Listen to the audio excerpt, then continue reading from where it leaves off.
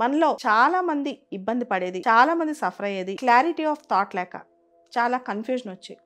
జనరల్గా మనం ఒక టార్గెట్ పెట్టుకుంటాం, ఉద్యోగం సాధించాలనో, ఓ పరీక్ష రాయాలనో, లేదా ఒక పెద్ద రంగంలో సక్సెస్ అవ్వాలనో, లేదా ఇంకేదైనా కనిపెట్టాలనో, ఏదో ఒకటి ప్రతి ఒక్కరికి మనసులో ఉత్తేజంతో చాలా లక్ష్యాలు ఉంటాయి. కానీ ఇక్కడ ప్రాబ్లం ఏంటంటే ఆ లక్ష్యాన్ని చేరే క్లారిటీలో దానిలో కన్ఫ్యూజన్ బాగా ఎక్కువ ఉంటుంది అనమాట. దానిలో మనకి ఎవరు సహాయం చేస్తారు, ఎవరు మనకు చేయందిస్తారు, ఇట్లాంటి ఆలోచనలు మనకుంటాయి. ముందుగా మనం ఒక లక్ష్యం చేరాలంటే దానికి ఒక రోడ్ మ్యాప్ వేసుకోవాలి. సో కూర్చుని కళల కంటే లక్ష్యాన్ని చేరలేం, గుడ్డిగా కష్టపడుతుంటే కూడా లక్ష్యాన్ని చేరలేం. లక్ష్యాన్ని చేరాలంటే ఒక పాత్ ఉండాలి, ఆ పాత్కి ప్రాపర్ క్లారిటీ ఉండాలి.